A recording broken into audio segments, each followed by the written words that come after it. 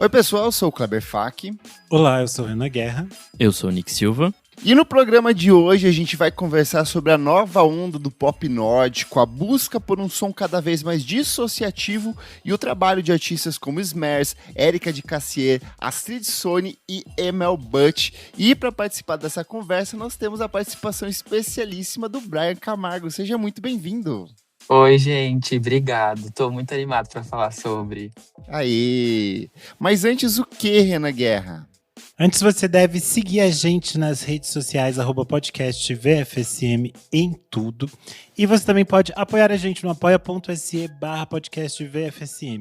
A partir de R$5 você tem acesso a vários conteúdos com bastante antecedência. Você participa do nosso grupo fechado para apoiadores no Telegram. E olha, vou dizer, nos últimos dias nós fizemos muitos sorteios, teve muitos mimos, muitas coisas para os nossos apoiadores fiéis. Então, você que não está lá já perdeu, mas você ainda tem a chance. Além disso, se você apoia a gente, você também pode assistir as gravações ao vivo, não é mesmo, Kleber? Exatamente, como Leonel Moura, Jefferson Kozenieski, Vinícius Correia e Marco Antônio Gomes. Muito obrigado por apoiar o nosso podcast. Vamos falar sobre música, meus amigos? Bora! De tempos em tempos, a música pop encontra um novo lar. No início da década de 1960, Liverpool e Londres transformaram a Inglaterra no epicentro da British Invasion, revelando nomes como Beatles, Rolling Stones e The Who. Já no final do mesmo período, é a cena psicodélica de São Francisco, na Califórnia, que chama atenção pela contracultura, a psicodelia, o acid rock e nomes como Grateful Dead e Jefferson Airplane. No mesmo período, em Detroit, Michigan, vemos a cidade se transformar no lar da Motown e do soul sofisticado de Marvin Gaye, Stevie Wonder e The Supremes. Na década de 70, é a Jamaica do reggae e a Düsseldorf da cena eletrônica. Nos anos 80, Nova York vira o berço do hip hop e se entrega aos excessos e ao brilho neon da New Wave. No mesmo período, Tóquio se transforma no lar do city pop. Isso sem falar em Chicago e Detroit, berço da house music e do techno, respectivamente. Quando apontamos para os anos 90, é difícil não pensar em Seattle ou Bristol. Avançando um pouco mais, vemos Londres e Nova York se transformando no lar de diferentes artistas nos anos 2000. Ainda assim, é na década de 10 que a coisa fica ainda mais diversa, com Seul, na Coreia do Sul, transformando o K-pop em um fenômeno global, Lagos, na Nigéria, sendo determinante para a expansão mundial do Afrobeats, e São Paulo e Rio de Janeiro rivalizando para ampliar os domínios do baile funk. Mas e nos anos 20? Ainda que seja difícil apontar com clareza uma cena ou movimento específico, afinal, estamos no meio da década e dos acontecimentos que a definem, é possível perceber algumas movimentações bastante relevantes na cena nórdica, mais especificamente na região de Copenhagen, na Dinamarca, onde um movimento bastante curioso vem chamando a atenção pela abordagem pouco usual em relação à música pop. É o chamado pop dissociativo, um subgênero do pop que mistura vocais etéreos, produção fragmentada e atmosferas distantes, criando sensação de alienação emocional. São artistas que exploram temas sobre identidade, isolamento e experiências subjetivas, muitas vezes com uma estética lo-fi ou minimalista, algo que o perfil Earfeeder no Instagram classificou de maneira brilhante como o Poppenhagen. Brian, eu queria que você se apresentasse, falasse um pouco da sua relação com música, por onde você já passou e principalmente dessa sua relação com esse, entre aspas, movimento, essa coisa nova que está surgindo ali na cena dinamarquesa, que eu sei que você adora várias dessas cantorinhas, certo? Gosto muito. E aí, gente, tudo bem? Bom, eu sou o Brian, né? Vocês já sabem. E eu sempre gostei de música e de arte, assim, sempre foi algo muito intrínseco em mim. E as coisas meio que aconteceram de maneira natural. Eu sempre me via indo num show, sempre me ouvia ouvindo muita música durante o dia, assim, de um jeito que eu vejo que muitas pessoas não ouvem também. Enfim, as coisas foram escalando, fui indo cada vez mais em show, conhecendo cada vez mais artistas, conhecendo pessoas, formando meu grupo de amigos, assim. E quando eu vi, eu tava viajando para ir para festival lá fora, indo em Lollapalooza, Primavera Sound, trabalhando com música, que hoje em dia eu consigo fazer essa junção muito legal de ser designer e gostar muito de música e trabalhar com música. Então, já trabalhei com alguns festivais, já trabalhei com shows, com artistas que eu gosto muito. Tem sido uma experiência muito legal, assim. É algo que eu faço com o coração mesmo. Acho que sobre essa questão do Copenhagen também foi algo que surgiu naturalmente, assim. A primeira vez que eu tive contato foi com a Erika de Cassier, na época do Essentials. E ali não era nada Mudou ainda, vidas. assim. Mudou vidas. Não era nada ali, era só um álbum muito bom que eu gostava. E com o tempo foi aparecendo ali outros. Ela lançou o Sensational e apareciam outros álbuns. E eu ficava, ai gente, mas tem algo parecido. Nossa, por que todo mundo vem do mesmo lugar? E aí quando eu fui ver, já tava inserido nesse e-mail. No mundinho. É. E vocês, meus amigos, qual que é a relação de vocês com esse mundinho pop nórdico aí? Eu tava pensando aqui, a primeira coisa que eu lembro de pop dinamarquês, mais especificamente, é o Aqua, que é a banda lá dos anos 90, Nossa, que foi super divertida. E acho que extremos. dialoga um pouco com essa cena pop aí que a gente vai falar um pouco. Depois, lá pelos anos 2010, tem a Mu, mas eu lembro de ter mergulhado um pouco mais na cena punk da Dinamarca. Roqueira. Porque o Roqueira. Ice Age é de lá. E teve toda uma Sim. fase que eles eram, tipo, o punk extremo da região ali, que a galera saia sangrando do show e tudo mais. Então acho que isso, assim, acho que foi meu mergulho dos anos 2010 ali. Foram nesses artistas, mas de fato, esse termo, o Copenhagen, eu nunca tinha ouvido falar. Acho que o Kleber que trouxe aqui pra gente, a partir desse post do Earfeeder, eu achei muito divertido, porque de fato é uma linhagem ali de uma cidade muito específica, mas que dialoga com muita coisa muito interessante, assim, acho que principalmente no teor experimental. A gente já falou do pop da Suécia, como experimenta com coisas diferentes e tal. Acho que esse pop da Dinamarca também dialoga com bastante coisa, assim. Eu, obviamente, não sabia nada dessa pauta. Eu estudei porque o Kleber fez a pauta pra gente estudar. A única coisa que eu conhecia era a Erika de Cassier. Não sei quase nada, não sabia quase nada de música da Dinamarca. Sei lá, nos anos 2010 eu ouvi a Ida Maria, que é da Noruega. Noruega e Dinamarca são grudadinhas, né, gente? Elas já foram um só, mas hoje em dia são dois. Então, é que eles me misturam. E eu não tinha nenhuma relação. Eu me toquei que eu tenho uma relação forte com o cinema da Dinamarca, Lars von Trier, Thomas Wittenberg, Dogma 95, Nicolas Winding Refn, todas essas coisas meio específicas, assim, que eram muito importantes. Hoje em dia eu gosto muito do cinema do Joachim Trier, que nasceu na Dinamarca, mas o cinema dele hoje em dia é calcado na Noruega, que é baseado especialmente nas coisas de Oslo. Então eu tenho uma conexão com esse universo imagético, cultural desses espaços. Mas sonoramente a minha única relação era a Erika de Cassier, que a gente depois vai falar mais dela. Mas eu acabei ouvindo várias das coisas que o Kleber indicou pra gente pra pauta, pra meio que entender um pouco desse mood. E eu acho que conversa com algumas das outras coisas que ele colocou e que a gente vai se aprofundar durante o programa.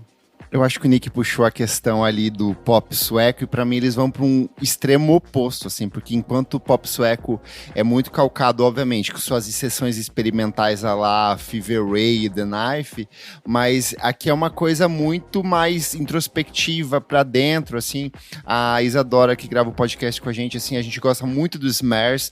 Desde a década passada a gente acompanha o trabalho dessas menininhas malucas. Uma delas elas são norueguesas, mas habitam ali na Dinamarca, e a gente vai conversar um pouco sobre isso, mas eu adoro essa forma de pensar a música pop de um jeito muito retorcido. Eu acho que a Erika de Cassier, ela surge num momento muito exato, que ela surge ali durante a pandemia, que é quando a gente estava disposto e aberto e tinha tempo para ouvir outras coisas novas chegando ali. Então, eu sinto que ela foi muito abraçada por uma parcela do público em relação a isso. Mas eu adoro a Emel Butt, eu adoro os Smears, eu adoro essa forma como é pop, mas ao mesmo tempo não é. E me lembrou um pouco de um conceito antigo que era do pop hipnagógico, que era aquele, tipo, o próprio som do, por exemplo, do Boards of Canada, que era um som que a galera falava que era como se fosse um feito no meio da madrugada, submerso, com muitas texturas, muitas camadas. E eu sinto que essas meninas sonho maluco, fazem isso. assim, né? Tipo... Só que diferente desse universo onírico, eu sinto que essa onda do pop nórdico são meninas experienciando a vida noturna dinamarquesa, onde você tem um curto período de tempo onde você pode aproveitar isso, porque a temperatura lá fica meio que impraticável você aproveitar isso se não for no verão. Então eu acho legal essas questões de como elas acabam se voltando mais para dentro delas, trazem questões mais contemplativas, existencialistas. Obviamente não tem nada aqui que Björk já não tenha feito nos anos 90, mas eu sinto que a forma como elas brincam com essa coisa mais retorcida, sem necessariamente ceder a grande indústria, mas eu sinto que alguns artistas já do mainstream estão de olho nisso. Eu acho que o disco mais recente da Lorde tem vários elementos disso, principalmente quando a gente pega a faixa de encerramento, Dave. Eu acho que ela é muito um olhar para essa música pop do Poppenhagen, assim, dessa desconstrução, dessas coisas que passam por diferentes elementos ao mesmo tempo. Eu acho que tem muito de um olhar para música, pro pensamento de internet, que é de você abre o Instagram e aí você começa a ver um vídeo e alguém te manda uma mensagem e aí você vai pro seu Twitter e de repente você volta pro seu e-mail no trabalho. Então esses fluxos de pensamento, pode ver que muitas das canções que elas produzem, elas não são meio que completas, elas são, parece que várias ideias linear, assim, meio né? que organizadas. Sim. Totalmente não linear, é muito estranho. Então eu acho que tem uma coisa muito fascinante sendo produzida ali, né? Bom, na edição número 357 do nosso podcast, Ninguém Faz Música Pop como os Suecos, a gente comentou sobre a existência dessas escolas de música municipais, né? As Kulturskool, que são subsidiadas pelo governo e que ensinam canto, instrumentos, produção e até música eletrônica. Mais uma vez, ali a ideia não é formar estrelas, mas fomentar a expressão criativa desde cedo, o que naturalmente leva ao surgimento de grandes talentos locais. E esse mesmo fenômeno acontece na Dinamarca.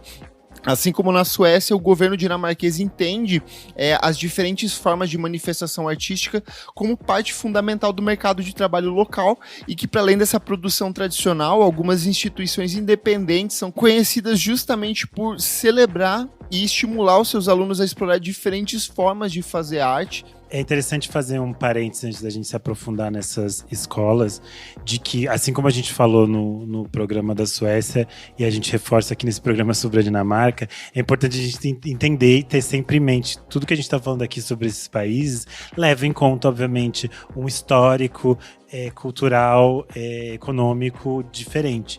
A Dinamarca é um país pequeno, a população é pequena. Se a gente pensar na população de Copenhague, a capital mesmo, a cidade, 600 mil pessoas. É tipo uma média é meio que o mesmo tamanho de São José dos Campos, por exemplo. A Moca deve ter. É muito pequeno, gente. A região metropolitana deve dar tipo em torno de 1 milhão de pessoas. Mas a gente tem que pensar também que são países com históricos de experiências econômicas e sociais completamente diferentes. E a própria relação que as pessoas têm com os acessos à cultura, à educação é completamente diferente. Obviamente, isso tudo é colocado aqui como cenário para isso que a gente vai desenvolver. Então, não dá para a gente fazer comparativos com o Brasil, nada disso, porque são outras realidades. Acho que é só importante a gente ter isso em mente para a gente pensar por que esses projetos são tão interessantes e como que eles podem ser sucesso lá e como eles poderiam ser replicados em outros lugares. Já que a gente falou de projetos, eu acho que o mais notório deles é a Hit Music Conservatorium, ou Ela estudou pra falar, ó. Eu estudei, é uma desgraça, os nomes com São nomes muito malucos. Não, gente, são os nomes eternos, gigantescos. Impossíveis de E ela é uma instituição que foi fundada como um conservatório de jazz em 1986, E devido ao seu compromisso com o aprendizado não hierárquico e a confiança em seus alunos, ela vem estimulando uma abordagem um pouco ortodoxa. E dentro da instituição, todos os alunos devem ter uma aula de desenvolvimento artística, que esse aqui eu não vou... a abreviação dela é CUA, mas eles... Pode ser traduzido como Trabalho de Desenvolvimento Artístico. O nome é gigantesco, eu não vou ler aqui. E aí a ideia desse processo é justamente encorajar as pessoas a compartilharem o próprio processo de criação, criando música enquanto aprende com os colegas e professores. Então a galera vai lá, faz um tipo de som, mostra aquilo que está ouvindo, e apresenta pra galera e vai coletando informações disso. Waldorf da música, basicamente, né? Exatamente.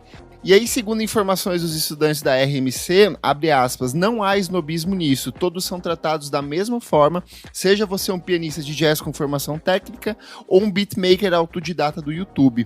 E o RMC é uma coisa mais distinta de um conservatório tradicional. Então, assim, você vai ter alunos estudando música erudita, vai ter alunos estudando bar, mas vai ter alunos que vão estar, sei lá, mergulhando na obra da Britney Spears e da Sade e vão fazer música a partir disso, e não existe um julgamento em cima disso, né? E aí, assim, obviamente, para você ter essa dedicação em cima desses processos, ela é uma escola extremamente restrita, né? Um número muito reduzido de alunos que participam, o que possibilita esse desenvolvimento desses artistas, pensar nessas ideias de um jeito pouco usual. E a música não precisa ser um sucesso comercial ou validada pelo mainstream. Pelo contrário, o mais importante ali dentro desse processo todo é que você articule as suas próprias intuições musicais e depois que você entra lá dentro, você tem total liberdade para criar, né? Então, por conta disso, essa escola ela acabou meio que se transformando numa meca da cena nórdica. Então, não são só moradores da Dinamarca que vão para lá, mas alunos da Europa inteira, principalmente da cena nórdica inteira, que vão se encontrar lá e vão ter essa liberdade criativa de pensar a música, principalmente música pop, de um jeito diferente. E aí eu separei 4 aqui, o que eu considero essenciais para a gente discutir. Algumas a gente já comentou ao longo de várias outras edições do programa, mas eu acho que vale reforçar aqui. Quer começar puxando a Érica de Cassier, Renanzinha? A Érica de Cassier, que acho que quem é ouvinte do podcast já conhece, a gente falou dela aqui muito. Ela é cantora, compositora e produtora dinamarquesa, conhecida por a sua abordagem refinada do R&B contemporâneo, mesclando influências do pop dos anos 2000, soul e música eletrônica, criando um som etéreo e minimalista, marcado por vocais suaves e produções elegantes. Nascida em Portugal, e inclusive quase homônima da minha amiga Érica de Cássia, que já participou daqui, e criada na Dinamarca, a Érica de Cassier começou a ganhar destaque com o álbum Essentials, de 2019, e seu trabalho posterior, o Sensational, de 2021, consolidou seu estilo sofisticado e nostálgico. E esse disco tem até cheirinho de álcool gel, né? Porque ele é bem a cara da pandemia. Tem mesmo. Além da carreira solo, a Érica de Cassier colabora com artistas como Blood Orange e New Jeans, expandindo seu alcance internacional e conversando com outros públicos. Eu acho que ela é uma dessas artistas que meio que tá muito conectada com essa experiência. Eu acho até pra gente ter falado aqui de pandemia e desse momento que a gente tava mais em casa e todas as experiências, a Érica de Cassier tem um pouco desse som que é tipo introspectivo, que tem uma conexão meio assim, indo pra balada ou voltando da balada. Eu sinto essa sensação, assim. Eu acho que toda a estética que ela criou em torno dela também correlaciona com esse universo mínimo e delicado e todas essas coisas. Eu acho que a estética da Érica de Cassier, assim como a das outras artistas que a gente vai falar daqui pra frente, tem muito uma conexão com essa experiência nórdica mesmo, de se correlacionar com o mundo. Se a gente pensa na Dinamarca, eles têm todo um conceito de existência mesmo, de conexão com o seu bem-estar, com a sua relação com a vida cotidiana, que é muito específica. Eles até têm um termo que se diz IG, eu não sei como se pronuncia, é HYGGE, que é um termo relacionado ao bem-estar social deles. Virou tipo uma estética de Pinterest. Hoje em dia você procura, é meio tipo assim, arquitetura escandinava, mas o conceito de IG é meio esse bem-estar social, que aí eles entendem nessa expectativa de você viver a sua vida de forma tranquila, você pegar a sua bicicleta, ir para os lugares e vivenciar museus, e viver em família, e viver na sua casa. Todas essas experiências que são meio simples, assim, que hoje em dia a gente correlaciona essa experiência nórdica. E eu acho que é muito engraçado como a Érica de Casier encapsula todas essas coisas, porque, tipo assim, ela coloca assim: oi, gente, eu vou abrir o show da Lorde, tá? Amanhã, e agora eu vou postar aqui que eu tô no parque curtindo, mas amanhã eu vou estar lá com vocês na Lorde. Mas acho que é do sentido também de, tipo, a Bjork, assim, né? Ela é vista como uma musicista, ela não é, tipo, a grande... Uma pessoa do povo, uma trabalhadora assim, normal. ela é uma pessoa normal ali uma no meio da estrela. comunidade. Acho que é o mesmo rolê. Isso é uma característica de todos esses países nórdicos, que é lidar com a perspectiva que são profissões. Então, o artista é uma profissão, o músico é uma profissão, assim como médico é uma profissão, assim como faxineiro é uma profissão, são trabalhos. E aí você tem deveres a cumprir, você tem outras coisas a fazer na sua vida. Acho que isso é meio natural, assim. Acho que tem essa questão também da cultura deles e o jeito que eles são, né? Eles acabam sendo um pouco menos calorosos e, enfim, acho que é uma relação total diferente com o que a gente é meio que acostumado a ver, assim. O Renan até falou da época da pandemia, e a Erika chegou a comentar sobre como ela fez o Essentials, e ela disse que ela dividia o quarto com uma roommate e fazia as composições dela no bloco de notas e tal, mas sempre na hora de gravar, tipo voice memo, pra ela depois ir pro estúdio e gravar certo, ela cantava sussurrando, porque ela tava de noite na cama, dividindo o quarto com a roommate, não queria acordar ela.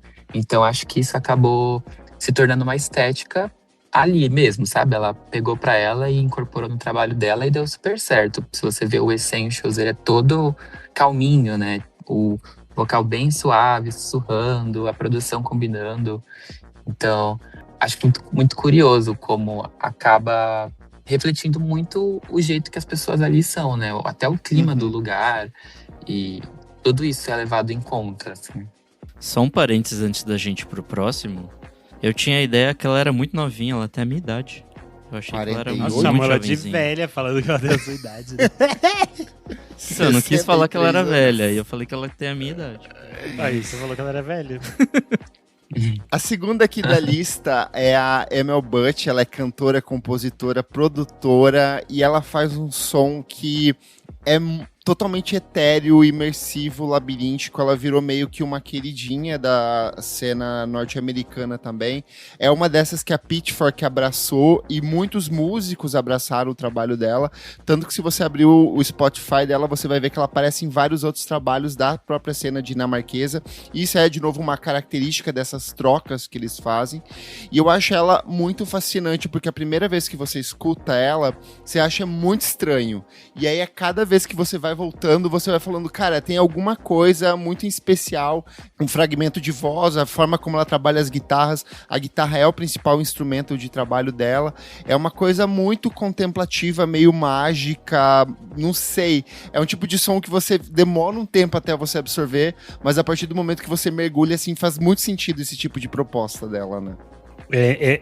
Ela é uma dessas artistas que eu não conhecia até a pauta, né? Eu fui ouvir hoje, e eu acho que ela, assim como os outros artistas, isso que a gente falou dessa experiência sonora, dessa coisa de como cria ambiências, né, nos sons, tá muito relacionado para mim a uma questão quase geográfica. Eu acho que eu já citei aqui no programa, mas existe algumas teorias que falam sobre a nossa relação dos sons com as nossas geografias dos lugares.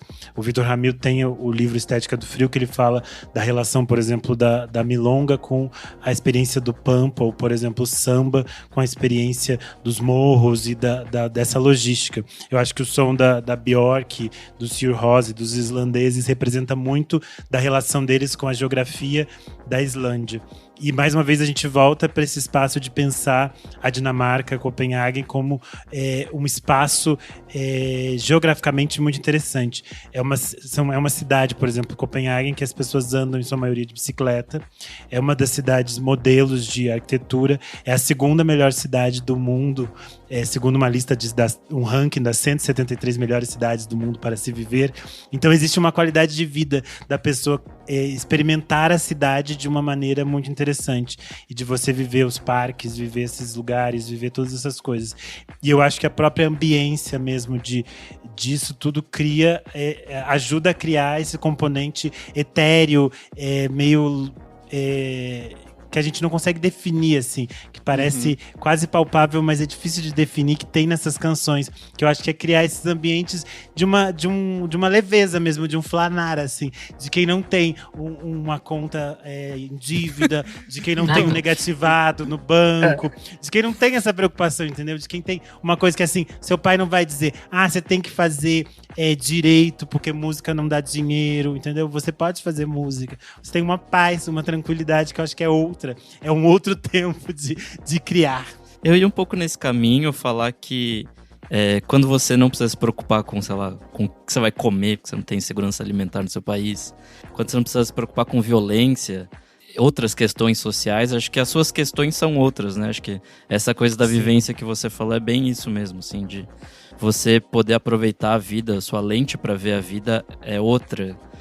Sei lá, comparando aqui com o Brasil, a gente tem questões que são muito, sei lá, na nossa cara, e a gente trata delas, né, em grande parte das nossas obras de arte. E às vezes escapar disso é até viver numa ignorância, né? Até a gente critica às vezes a artista quando vai pra uma coisa mais escapista, né?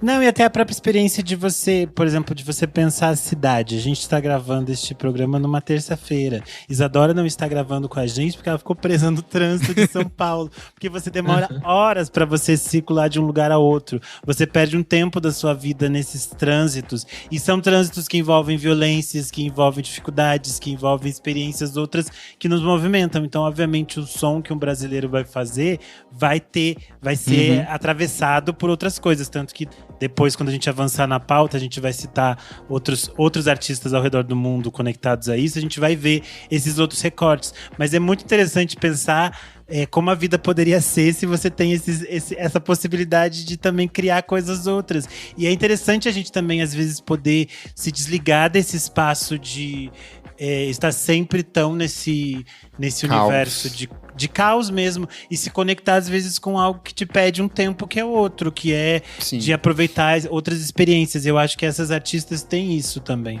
É até difícil, né? Imaginar todos aqui tudo cheio de bicicleta e funcionando. Deixa eu ir ali pra casa pegar minha bicicletinha. Eu lembro muito daqueles vídeos da galera, acho que é na Alemanha, na região da Bavária, que eles tipo colocam a roupa dentro de uma bolsa e se jogam no rio e vão pra casa nadando. Sim, sabe? Eu vi. Eu adoro esses. É surreal, assim, imaginar isso. Tem até ponto certo pra você sair. Exato. Imagina você pegando e dar um bicudo no Rio Pinheiros ali, no nadando pra casa, naquele monte de lixo. Que delícia. Outra artista aqui que é bem significativa é a Astrid Sonne, e eu acho que ela traz um aspecto muito curioso aqui, que ela vem de um local que é muito mais da erudição, da música experimental, da música de câmara, de tocar o instrumento orgânico, e ela faz essa transição para uma abordagem mais pop.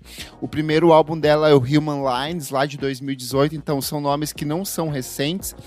Depois ela vai lançando alguns outros trabalhos, umas experimentações nos discos menores, e ela lança em 2024 o Great Doubt, que é o disco mais pop da carreira dela, mas ao mesmo tempo que ele é muito pop, ele é muito esquisitão, ele é totalmente experimental, ele tem tempos estranhos, ela brinca muito com a questão das cordas, de mesclar instrumentação eletroacústica, de trazer questionamentos muito internalizados. Tem algumas canções que ela vai refletir sobre o eu feminino, ela vai refletir sobre gravidez, sobre questões que perpassam a vida dela e que ela vai discutindo dentro da música pop de um jeito muito particular, muito introspectivo. E aqui é uma característica que vários desses artistas muitas vezes vêm desse universo mais do erudito e encontram no pop eletrônico um elemento de transformação completa da sua própria obra, né? E é interessante citar que esse disco que você falou, Great Doubts, ele tem uma versão Edits, né, também lançada em 2024, que traz vários desses outros artistas criando essa conexão. E acho que, de novo, a gente volta para esses outros pontos referenciais que a gente já citou aqui, tipo a Suécia e a Islândia, porque, de novo, a gente está falando de um lugar muito pequeno, então essas pessoas circulam nos mesmos espaços. Às vezes a gente brinca, nossa, as pessoas todas se conhecem em São Paulo, mesmo tendo 377 milhões de pessoas, pessoas. Imagina numa cidade de 600 mil habitantes, em que basicamente vocês devem ter tipo, os mesmos lugares que você vai encontrar suas amigas que fazem música. Vocês vão nos mesmos. Elas devem ter a zig delas, onde elas vão e se encontram. Então é muito interessante você pensar essas trocas, essas possibilidades que essa outra experiência também possibilita, né? Chega a ser, tipo, bem mais literal, né? Literalmente. Sim. E aí, para fechar aqui o nosso quarteto de ouro, a gente tem a Henriette Motsfeld, que é uma produtora, cantora e compositora norueguesa, conhecida por integrar o do eletrônico Smers, ao lado da Katarina Stollenberg. E aí ela vem com uma abordagem bem diferente das outras seis que a gente falou aqui, porque elas têm muito de uma audição já quase mais americanizada, mas que passa por esse processo de filtragem quando elas mudam para Dinamarca. Se você pegar as coisas mais antigas do Smers, você vai ver que tem muita rima, elas vão referenciar muito o estilo de produção do Kanye West, por exemplo, do Frank Ocean posteriormente, e aí quando elas vão para Dinamarca, elas reposicionam o tipo de som que elas vêm fazendo. E elas lançaram esse ano um dos discos mais bem recebidos pela crítica, né? Que é o Big City Life, que aborda justamente essa perspectiva delas com as cidades, as relações noturnas, os excessos, as vivências, os usos de drogas, as relações entre as amigas, todo esse universo escapista, assim. Então, cada disco do Smers é sempre uma coisa meio... você vê ecos de muitas outras coisas, mas dentro dessa lógica mais distorcida e totalmente particular dessas duas artistas, né? Não, eu ia falar que é interessante a forma como elas têm feito sucesso, justamente pegando o link nisso, de você falar que elas têm um link mais americanizado, sabe? Uhum. Porque realmente elas estão fazendo sucesso agora que tá mais estabelecida essa coisa do Copenhagen, que as pessoas estão mais interessadas, que tem artigos, tipo, post no Instagram, tem TikTok também. Acho que até recentemente elas chamaram a Sky Ferreira pra Sky Ferreira, né? Isso. E isso causou um burburinho, assim, na internet. Então, é bem interessante. A capa também do disco, acho que combina muito com o som. Ela é instigante, ela chama atenção. Chega a ser algo mais chique, clássico, assim. O Smers é interessante para falar de algo que eu citei lá no início, né? Que eu falei da relação Noruega e Dinamarca, de como existem essas trocas, de como que é comum eles irem e virem entre um país e outro, tanto que as duas meninas se conheceram em Oslo, na Noruega, depois elas voltaram para Copenhague, daí elas vivem hoje em dia entre os dois lugares e nessas trocas. Então acho que é bem interessante pensar também nessa logística de que para elas, sei lá, ir da Dinamarca para Noruega é muito mais fácil do que, sei lá, aqui no Brasil a gente viajar por dentro do país. E aí, assim, dentro dessa combinação de fatores, a gente tem um outro elemento muito determinante, que é o ESCO, que é um selo que meio que une toda essa tribo, essa galera toda ali. Ele foi fundado em 2005 pela dupla Nis Gurdensson e o Nis Bistal, que também é professor do RMSC. E além de gravadora, né, o ESCO ele atua como produtora de shows e plataforma colaborativa. E a proposta deles é justamente romper essas fronteiras entre o pop, o experimental e a arte sonora, consolidando ali Copenhagen como um polo criativo global. Então eles que meio que servem de alicerce para vários desses artistas. Um que recentemente passou a fazer parte do selo é o próprio Elias Ronenfeld, que é o vocalista do Ice Age, que o Nick comentou há pouco, e que vai incorporar, por exemplo, a própria Erika de Cassier, a Fine, que é outro nome que eu já trouxe aqui que eu gosto bastante. Então essas trocas vão acontecer, ele tem esse selo meio que alicerce, e que, de novo, assim como a própria escola de música, é um selo que estimula seus artistas a serem aqueles artistas que elas querem ser, e não um artista formulaico. Porque se você pegar o catálogo da ESCO, você vai ver assim que são artistas completamente diferentes, com propostas criativas completamente diferentes, tem um senso de desassociação, de ruptura, de instabilidade musical ali na forma como eles se relacionam, mas as temáticas, os direcionamentos, a instrumentação é tudo muito diferente nesse processo todo. Mas assim, a gente tá falando bastante de Dinamarca, e será que isso é uma coisa exclusiva da Dinamarca? E não, no mundo inteiro a gente já tem percebido alguns artistas que têm partilhado dessa abordagem mais distorcida, mais fragmentada, como eu falei há pouco, dialoga muito com essa coisa da cultura de internet, do próprio processo de criação dessas pessoas, que é uma galera que não mais trabalha exclusivamente dentro de estúdio. Muitas dessas pessoas vão gravar coisas com celular, então vai pegar aquela voz tosca no meio da rua, e daí depois vai chegar em casa e vai juntar com alguma batida que já fez no meio do expediente do trabalho, e vai acrescentar uma camada de guitarra e vai incorporar outras coisas. Então essas possibilidades são cada vez mais amplas. Eu separei uma listinha aqui, vários deles a gente comentou aqui ao longo dos últimos meses. A gente pode começar pelo Channel Beats, que é o músico norte-americano Channel Levers. A Isadora, se estivesse aqui, ela estaria gritando, que é o favorito dela aqui.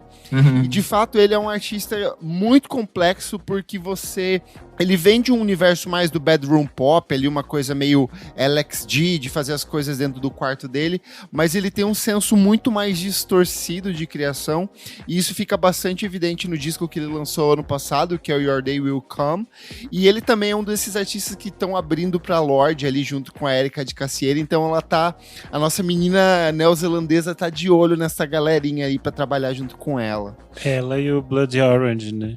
Ganho Ultrasound Copenhagen. Outra que a gente falou bastante aqui é a James Kay, que é uma produtora nova-iorquina. Ela vem de um contexto mais experimental, mas nesse disco mais recente dela, ela vai fazer essa mescla de Dido e Massive Attack com Cocktail Twins e Slowdive, então uma coisa meio trip hop com dream pop, shoegaze com down tempo. É uma artista bem interessante. Horse Vision é um outro projeto que eu já recomendei aqui, que eu gosto bastante, que é um duo sueco, mas que ele vivia meio que dividido entre Estocolmo e Copenhague, e aí eles trazem muito dessas combinações de estilos, assim, tem uma experimentação muito interessante, também tem um olhar bem americanizado pro estilo de produção deles, mas uma linguagem sempre introspectiva. A gente vai ter a Maria Somerville, que também é uma que o Nick eu sei que gosta, que tem uma abordagem mais voltada pro dream pop, lançou um disco bem interessante esse ano. A Joanne Robertson, que é um nome já bastante antigo, ela é colaboradora de longa data do Dan Blunt, trabalhou alguns dos principais trabalhos dele, e esse ano lançou um disco bem interessante também. E eu acho que aqui a gente pode fechar falando com o que talvez seja o nome mais conhecido, queridinho, e provavelmente eu vejo ela muito como um futuro de música pop, assim, de uma possibilidade de música pop, que é o K-Lo, que é o projeto da Marie-Lou Maniel, que é uma cantora e compositora francesa. Ela vai brincar com essa coisa dos sintetizadores etéreos, batidas minimalistas, é aquilo que a Ethel Cain vai chamar de música pop feita para insetos, e eu acho essa definição, assim, muito brilhante. Ela trabalha com KCMK, mas vai trabalhar ali com A.G. Cook, com a FK Twigs, e para mim ela traz uma linguagem que é justamente o oposto desse universo do Brat e dos excessos do hyperpop. É tipo assim, é o anti-hyperpop, é uma coisa super introspectiva, muito minimalista, mas profundamente pop ao mesmo tempo. Eu adoro ela, gente. Podia inventar esse termo. E é legal que ela consegue fazer o sucesso ao mesmo tempo que o hyperpop também, né? Tipo, as pessoas abraçaram os dois lados. Não ia falar necessariamente da OK-Lu, ia falar de todos esses artistas que você falou e da perspectiva de eles estarem em diferentes lugares. Eu acho que é uma questão desse universo de múltiplas telas e de hiperconexão que a gente tem. A gente já pensava nesse universo de artistas quando a gente pensava ali nos anos 2000 no MySpace, ou, por exemplo, na perspectiva dos artistas que surgiam nesses subgrupos e universos do Tumblr, da por vida. exemplo. Então, acho que isso cria uma possibilidade de conexão. De, às vezes, por exemplo, um artista da França está conectado diretamente a um artista da Dinamarca, que está conectado a um artista de Nova York, que está conectado a um artista de São Paulo. Obviamente, todos eles vão ter suas leituras específicas pelas questões locais e regionais, e até pelas suas questões de como produzir as suas canções. Acho que isso impacta de alguma forma. Mas é muito interessante que a internet possibilita esse universo de as pessoas estarem meio deslocadas no espaço-tempo. Então, às vezes, você vê uma página, uma música, e você pensa, nossa, será que fulano é de tal lugar? Aí você descobre, fulano mora aqui em Piraporinha, do meu lado, estava aqui o tempo todo. Então, acho que existem essas coisas. E aí também existe uma questão da forma como a gente não, né, que eu já sou mais velha, mas como esses artistas mais jovens constroem seu arcabouço referencial, porque a gente vem de um tempo em que, sei lá, a gente era atravessado pela MTV, as coisas demoravam para chegar, as coisas tinham um processo Até pra você baixar um disco, às vezes você demorava um dia inteiro pra baixar um disco. Então tinha todo um processo, assim. E eu acho que hoje em dia eles têm acesso a todas as coisas ao mesmo tempo agora. Então é muito natural que as coisas saiam entrecortadas, misturadas, embaralhadas. E por isso eu a acho que gente tem outro aspecto que a gente era muito refém de gêneros, assim, quem gosta de rock não pode gostar de hip hop, assim, a gente é uma geração que passou por esse processo de transição, de ser um pouco mais fluido. Hoje em dia é totalmente solto, tanto que você vai ver que vários desses discos, desses artistas que a gente citou, eles transitam por gêneros muito distintos. Vai ter um fundinho de trance, com R&B, com rap, com uma guitarra de rock, com fundo psicodélico. Então são artistas bem mais suscetíveis e abertos a experimentar outros estilos, né? Tem muito artista hoje em dia falando sobre como não quer se prender a ritmo, gênero, e só fazer o que sente e dar na telha, assim. Eu, até puxando pra James Kay, eu acho que é um álbum que é um exemplo muito bom disso, porque mostra como também dá pra fazer parte dessa cena sendo mais calminho, cordas, mais orgânico, e também como mais eletrônico, mais imersivo. Acho que é um álbum que você coloca o fone e vai para um outro mundinho, assim, igual o da OK Low mesmo, de música para inseto. Às vezes eu ouço e acho que tô dentro do mundo de Zelda, sabe? Me lembra um pouco a perspectiva da T-Wave, assim, de ter sido criado ao mesmo tempo em vários lugares diferentes e ter sonoridades relativamente diferentes, mas ao mesmo tempo próximas para serem chamadas da mesma coisa, assim. E tudo ser dialogado pela internet e tal, acho que existe aí alguma correlação, mas acho que também tudo que surgiu depois dessas Tumblr Waves, acho que meio que seguem esse padrão também. Parecido. Uma coisa que eu acho interessante se pensar é pensar na própria existência dessas pessoas enquanto jovens que nasceram ou eram crianças na virada do século. E a gente já falou disso algumas vezes aqui no podcast, mas a gente tem um universo na virada do milênio que é muito interessante, que a gente tem músicas num espectro de pop extremamente derivativo, tipo as coisas assim, a indústria pop sugando ao máximo todas essas cantoras e gerando ali produtos pop muito grandiosos, ao mesmo tempo que a gente tinha artistas completamente estranhos, alçados ao mainstream por um mercado meio maluco. Então a gente pode pensar ali, uma mesma artista tem as referências, sei lá, da Britney Spears e do Massive Attack. A mesma artista vai estar conectada a Dido, mas achou os discos do Cocteau Twins dos seus pais. Todas essas coisas estão meio mescladas, porque eu acho que existia, na virada do século, a gente tinha um consumo de música que era meio assim, todas as coisas estão aqui, a gente está aberto a consumir. E eu acho que pensar uma pessoa que foi uma criança, que tinha acesso a todas essas coisas, obviamente a cabeça dela também vai estar embaralhada por todos esses universos, assim. É meio que nem a gente pensar, a gente, enquanto brasileiro, que cresceu nessa fase, não consegue fugir da nossa memória afetiva, tá marcada pelo axé, por exemplo. Então, obviamente, alguém que cresceu na Dinamarca vai ter outras referenciais do que era interessante nos anos 2000. E às vezes é esse pop ultra massificado, tipo Aqua, e aí outras coisas completamente esquisitas e malucas que podem ter acompanhado ali. Acho que tudo isso é bem interessante. E já que estamos falando de coisas esquisitas e malucas, eu trago aqui 3 artistas que para mim são fundamentais para a construção desse Poppenhagen. Vários, inclusive, são citados como referências. O mais expressivo é o Dion Blunt, que é um cantor, compositor, multi-instrumentista, multi-artista britânico, esquisitíssimo. Eu vi um dos shows mais bizarros da minha vida, foi dele aqui no Brasil, com a Inga Copeland, na época que eles tinham o Hype Williams, e que eles faziam barulhos com canos e distorções e tinha uma mulher acelerando uma moto em cima do palco, e eu acho que é isso que define muito o tipo de som dele. Ele é a grande referência para muitos desses artistas. Junto com ele a gente tem a Inga Copeland, que é a parceira dele de vários projetos, mas ela também tem outras criações muito próprias voltadas para o avant pop. Acho que um dos principais projetos dela é o Lolina, que vai também para um campo mais da música eletrônica e que dialoga muito com essas meninas da cena nórdica. E a gente tem um nome que talvez seja mais conhecido porque também é um pouco mais acessível, tem ali elementos de R&B, de trip hop, circulou bastante pela mídia especializada, que é a Tirza, que é um nome que a gente gosta bastante por aqui. Eu sou completamente apaixonado pela obra dela e principalmente pelas parcerias que ela cria junto com a Mika Levy, que é uma das principais compositoras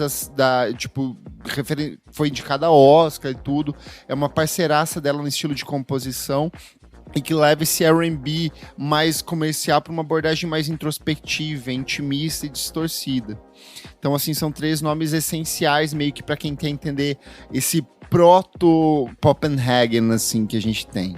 Acho que a gente falou durante o programa todo sobre esses atravessamentos de geografias e questões sociais e como as pessoas têm perspectivas de experimentar essa experiência desse pop dissociativo, híbrido e com estruturas diversas. E acho que o Brasil, a gente tem uma série de artistas que têm experimentado a partir disso. E, obviamente, como aquilo que eu falei antes, por um recorte que é muito brasileiro. Então, acho que eles se conectam em vários pontos com esses artistas que a gente citou anteriormente, mas eles também trazem essa outra bagagem cultural que é nossa e que é latina. Então a gente pode pensar aqui nos experimentos do Negro Léo, que é um dos nossos artistas mais inventivos e diversos, e eu acho que o Negro Léo aponta muitos caminhos. O Dadá Joãozinho, que é um artista que a gente já recomendou por aqui também, que também tem essa perspectiva de, acho que, mesclar gêneros e criar essas quebras de uma forma muito interessante. A Mundo Vídeo, que eu acho que... Vocês querem falar mais dela? Ah, eu adoro, porque é uma perspectiva de rock de um jeito distorcido. Eu acho que vem muito de uma geração quase da mesma idade que a nossa ali, mas que se permite testar um tipo de sonoridade não convencional. E que dialoga muito com o da Joãozinho, tanto que eles têm projetos em conjunto também, né? Sim. A Bebé, que a gente já falou aqui, acho que a Bebé tem um pouco dessa conexão com as coisas que a gente falou da Erika Decasier, da Tirza, de mesclar com esses ritmos que vêm do R&B, da música negra e fazer outras conexões que são muito interessantes. A gente tem o Vitor Milagres, que também é tem um disco recente super interessante que a gente já recomendou por aqui, que é ótimo. Tem o Batata Boy e também o Bruno Belli, que eu acho que os dois têm essa coisa de bagunçar um pouco a expectativa das pessoas com os gêneros e com as possibilidades, e acho também interessante que eles fazem isso nos shows ao vivo, né? As pessoas ficam muito bagunçadas quando elas vão ver o show deles, porque elas esperam uma coisa e a outra. A própria cena lagoana, de maneira geral, né? O Nairon Igor ali, todos eles, a própria Tori, é uma galera que... Felipe Nunes, são uma galera que colabora. Eu acho que dialoga muito com essa coisa colaboracionista, né? Bem distorcida, bem estranha. Tem também o Lauis, que é um dos integrantes da Pelados. Eu acho que a Pelados também traz uma outra perspectiva mais colaboracionista, aberta. A própria Sophie Chablau e Uma Enorme Perda de Tempo, que também tem essa coisa mais distorcida, mais multigênero. O Vovô Bebê é outro nome interessante da cena carioca.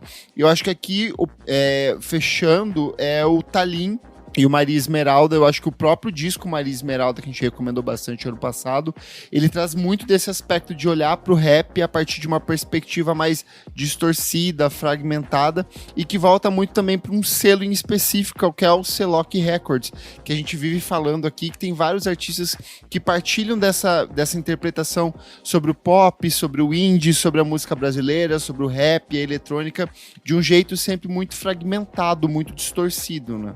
Não, eu acho interessante pensar que todos esses artistas partem daquilo que a gente comentou antes, dessa leitura de quebrar um pouco essa concepção de gêneros como uma possibilidade fechada, assim.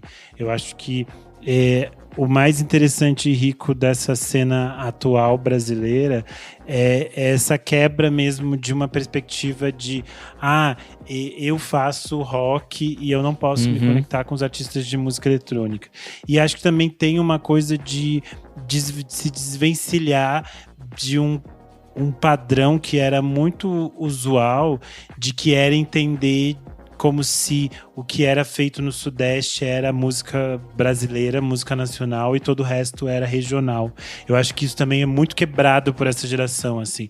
Para eles não existe isso, existe uma música contemporânea que é feita em diferentes espaços e que cria novos padrões. Eu acho que o Negro Léo é um exemplo ali desses nomes que a gente citou, mas que tem uma carreira mais longeva e já está experimentando isso há muito tempo, mas eu acho que todos esses outros artistas muito jovens, eles vêm com um frescor que é de tipo, se o seu som me interessa, se o que você tem a dizer me interessa, isso cria um diálogo e cria possibilidades. E aí eu acho que é da mesma maneira como eles interagem com todas essas referências internacionais.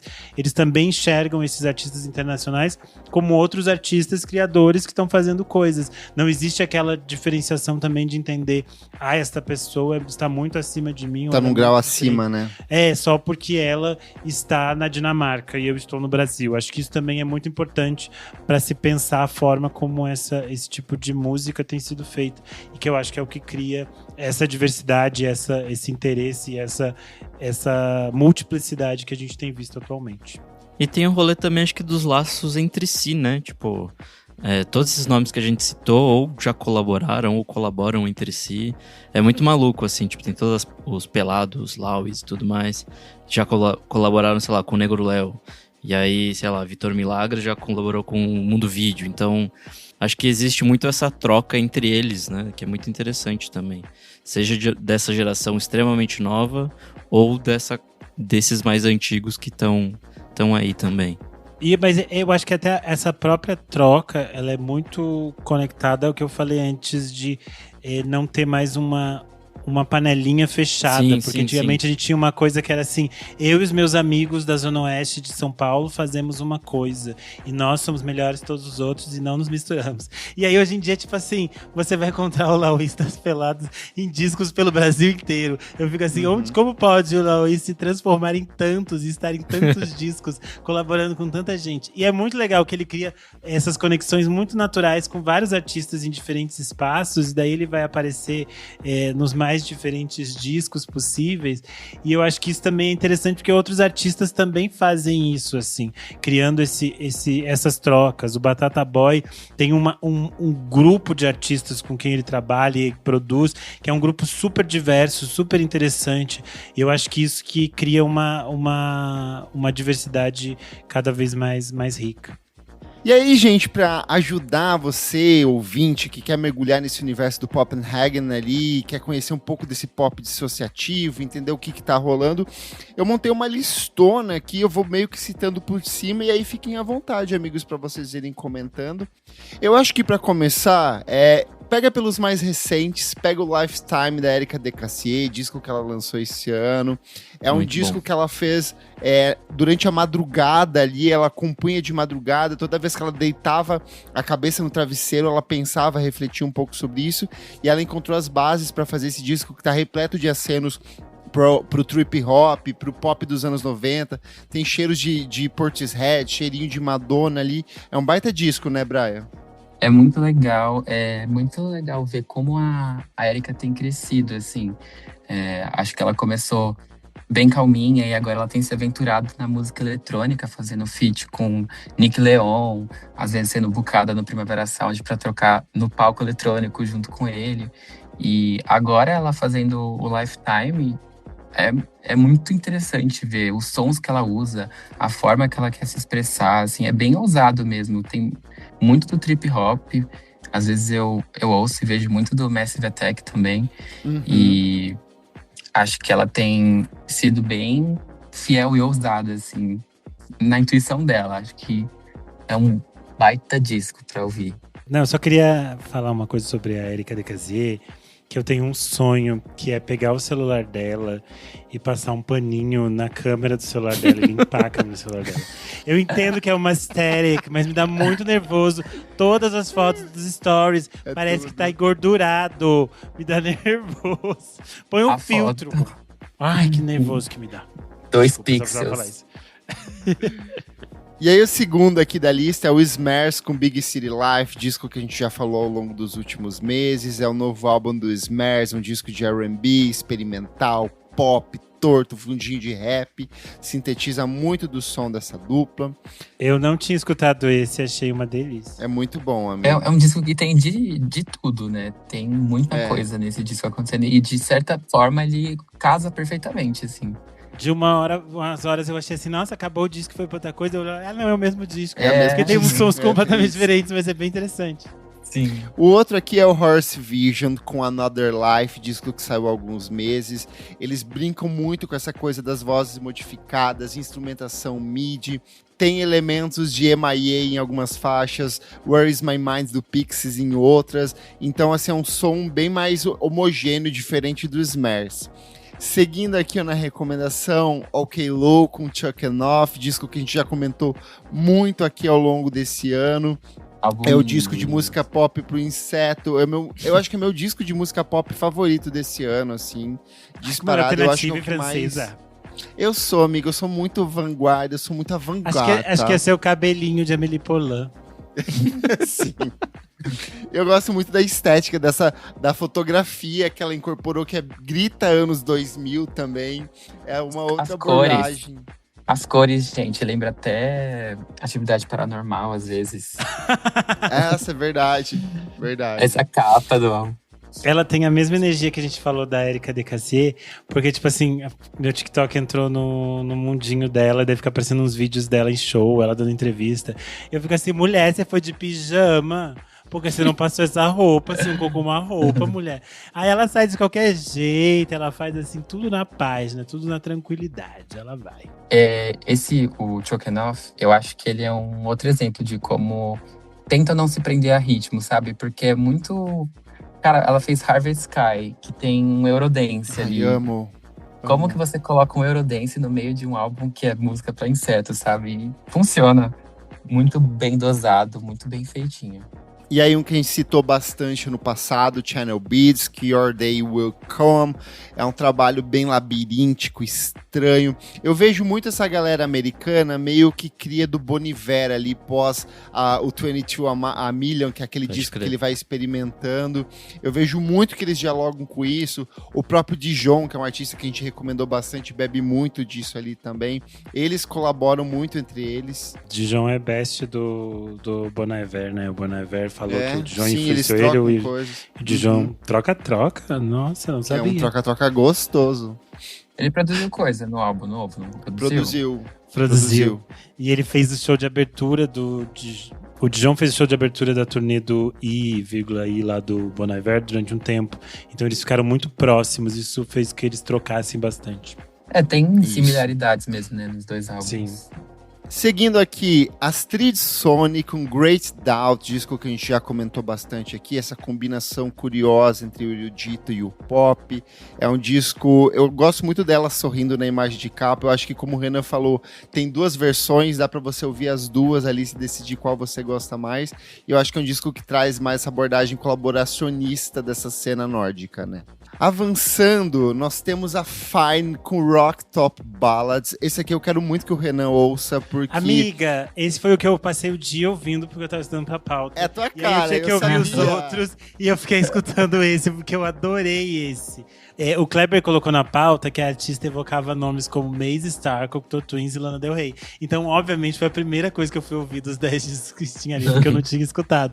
E eu realmente amei, porque tem toda essa energia assim, ai, eu sou uma mulher de saiota, mas estou tristinha. E aí eu coloquei minha botinha, vou fumar um cigarro e comprar um drink bem pesado pra mim.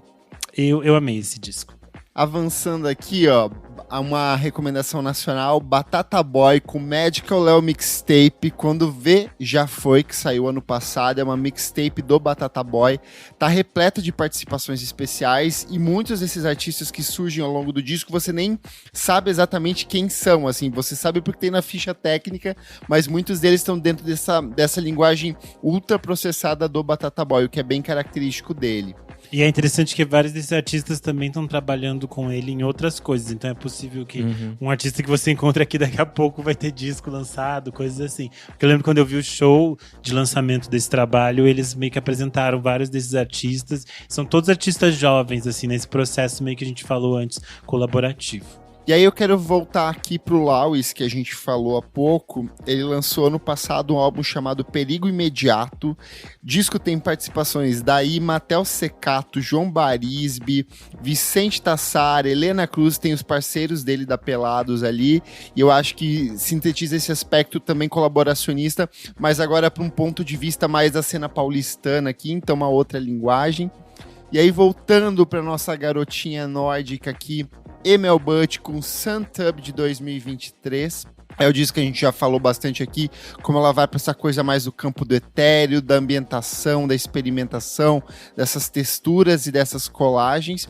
E para fechar essa lista, Dadá Joãozinho com Todos Bem Global, disco de 2023.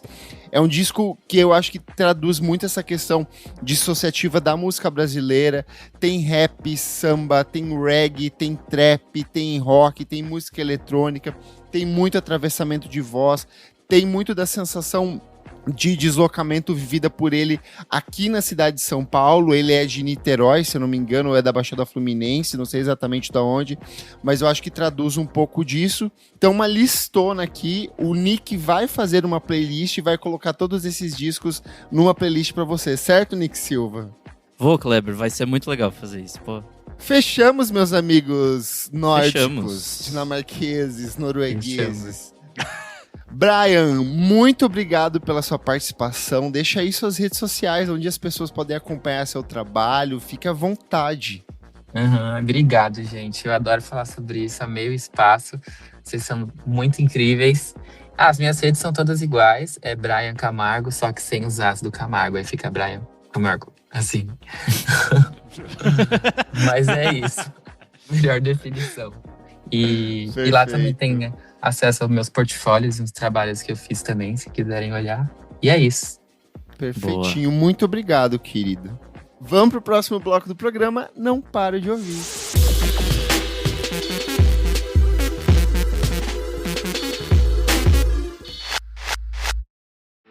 John Legend, Sheryl Crow, Elvis Costello, and Alanis Morissette star in the MGM Plus original series, Words and Music. Iconic artists share intimate performances and the stories behind the songs. Series premiere on November 30th, only on MGM Plus. Segundo bloco do programa, não paro de ouvir. Isadora Almeida, o que é esse bloco? Você que ia apresentar e eu te cortei. Me assustou aqui. Esse bloco a gente fala de novidade. E que novidades você traz hoje aqui pra gente? Então, nada, né? Porque eu não consegui ter tempo de ouvir. Ela só tá ouvindo o ex. Eu só tô ouvindo o ex, exatamente. Eu quero que você me conte como é o Shine do Tobias Disso Jr., porque eu não consegui ouvir. Eu quero ter calma. Eu não gostei. Eu também não. Jura? Amiga. Eu achei muito médio. Gente. Amiga, eu acho que a música colocou... Então, eu fiquei muito triste, porque, a música que a gente trouxe, I Love You, ela bota numa coisa, aqui em cima, vem aí gente, não quero ouvir. Disco pedrada. Não é que é ruim, ele só é mediano. Eu senti que é uma continuação direta piano. da onde tava e meio que não tem novidade. Esses 10 anos passaram e, nada aconteceu. Um Gun fraco. Assim, então, e não é um Gun, porque o Gun foi, histórico pra... Histórico não, Sim. Foi ótimo pra época, é bom pra assim. caralho, Não, assim, tinha a produção do cara do Girls, lá do White, que era absurdo, então tinha mais camada. Eu acho que ele é um disco... Nossa, eu fiquei meio... Eu, confesso que eu ainda tô absorvendo, que eu tava focando em outras coisas essa semana. Mas das 2 vezes que eu ouvi, nenhuma mexeu comigo, a música que mais mexeu foi justamente aquela que a gente comentou. Deus. E vem lá pro finalzinho do disco, então você já tá meio, Gente, tô passada. Mas acontece, eu me esforcei, amiga, Não acontece, ué. É que eu não tive tempo de ouvir, porque eu quero ouvir com calma, sabe? Ai, Sim. gente. O lado bom é que ele é curto. É curto, pelo menos isso, passa rápido. Então... Meu Deus do céu! Mas é isso, Mas é isso, você cria uma expectativa de 10 anos, dá nisso. Não, pior que eu nem tava com expectativa. Eu acho que a música... Porque não tinha expectativa por uma coisa que não existia. A música criou a expectativa. Não, mas é que a I Love You é muito boa. Eu esperava Nossa, coisas e tá no mesmo super mal, sentido. e tá super mal ranqueado, assim. Acabei de olhar aqui no Album of the Year, tá tipo 5,5 o de público crítica odiou, assim. É que acho que saiu pouca Gente, resenha que ainda, louco. mas. É que é isso, né? Tipo, também tem essa coisa de quem. Esses singer-songwriter, assim, quando eles escolhem também ir pelo lugar de produtor, eu sinto que talvez as ideias acabem se direcionando para esses trabalhos que eles vão estar junto de outras pessoas e tal. Então, não que vá, né? Tem gente que consegue, enfim, mas talvez se esvazie um pouco, assim, o significado do que ele faz do dele solo, assim. Tipo, eu sinto que às vezes acontece isso. Ai, Mas eu tô triste. vamos se reencontrar na semana que vem Ai, meu e Deus. com mais tempo, porque eu Porra, também que preciso ouvir ele um bosta. pouco melhor aqui. Talvez Tá mude bom. até lá, mas o impacto inicial foi bem esse, assim. E você, Nick Putz, Silva, o que mais que você traz aí? Eu quero falar de um disco que eu também não consegui ouvir tanto, mas eu achei Eita. semi-interessante, que é o Bakushu do Blues com Rasos. Uma coisa que eu tenho a defender sobre esse disco é que ele, apesar de longo, ele não fala só Não que é o sobre sexo. o Bakushu do Blues não está tão transante assim, apesar de transar bastante. Mas é isso, ele tá com quase 30 anos, e aí, enfim, ele lida com outros assuntos. Peitão, braçudo. tem Isso eu outras achei coisas muito pra se preocupar interessante. agora. A capa é lindíssima, que é inclusive feita por um amigo do Renan Guerra, o Brandon Reis. Ah, foi? Que E o- tudo. Foi. É lindíssima essa capa, assim. Mas enfim, é um disco que lida com vários assuntos, eu achei interessante, apesar dele ser meio longo e meio inchadinho em alguns pontos. Assim. Eu acho que o problema desse disco, pra mim, é a ordem das faixas. Eu acho que, tipo... Eu gosto muito do contexto que ele usa da questão dos diálogos com terapeutas ali dentro do disco, a interpretação toda, acho legal.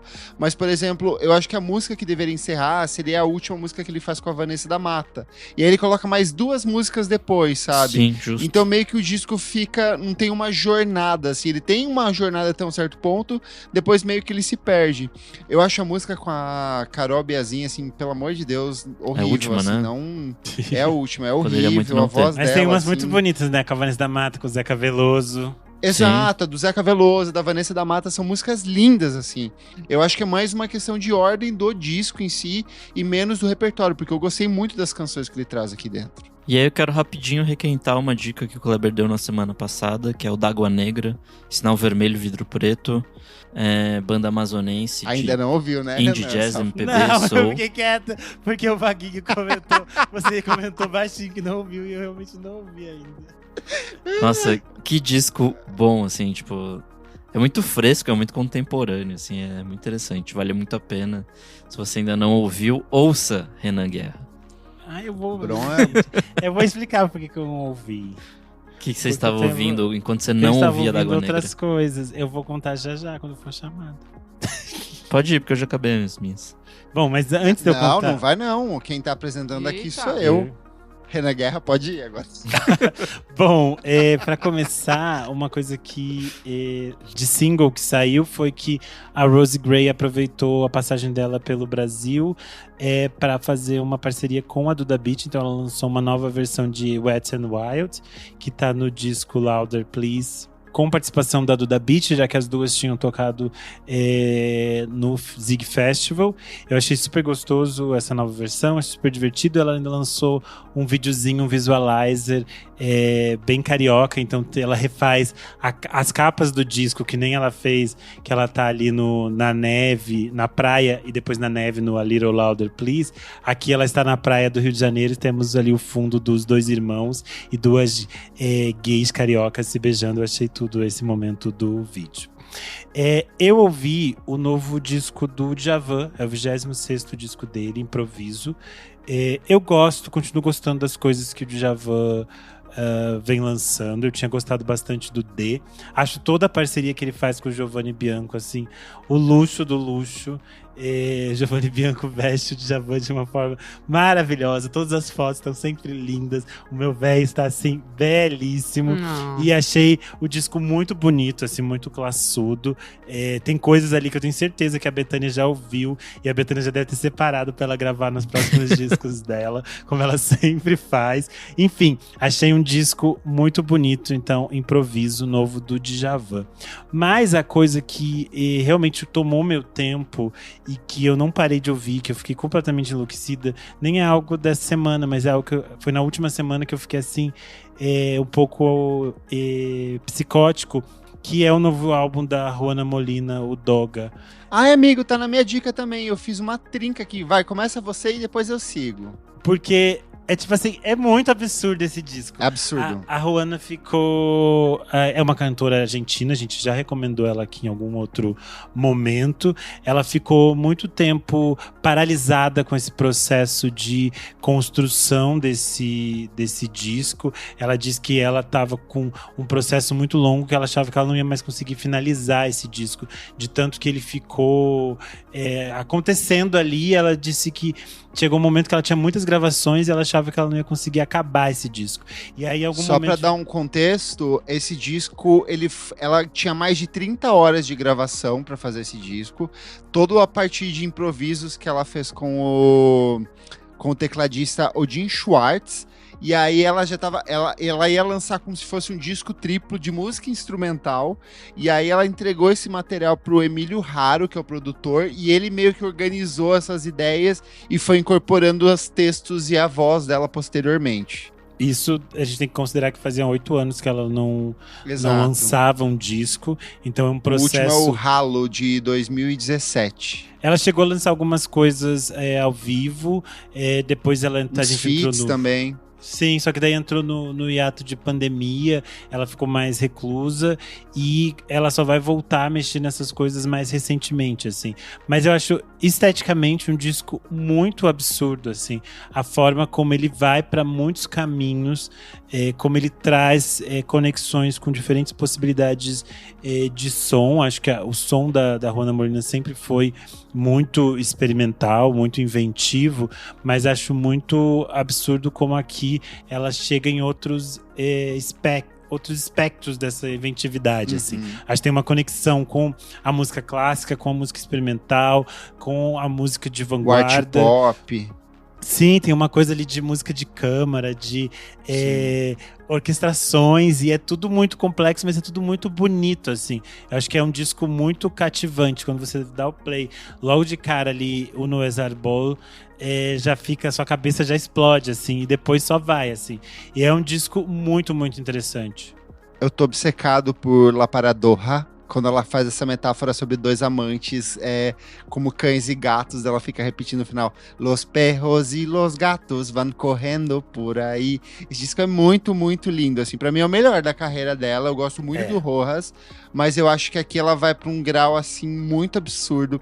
Quem gosta de Kate LeBon, dessas meninas que a gente vive recomendando aqui, a própria Lucrécia Dalt, que gravou com ela esse ano, eu acho que é um excelente disco pra mergulhar na obra da Molina. Enfim, maravilhoso. E é isso, eu fiquei um pouco psicótico vidrado nesse disco. E aí ela fez um unboxing no Instagram dela, mostrando a edição em vinil que tá saindo na Argentina. E absurdo. Eu fico enlouquecido. Porque, tipo assim, tem umas fotos malucas e a própria edição do vídeo já é, tipo, uma outra faixa dela, porque colocaram umas distorções na voz dela. Enfim, tudo muito, muito lindo.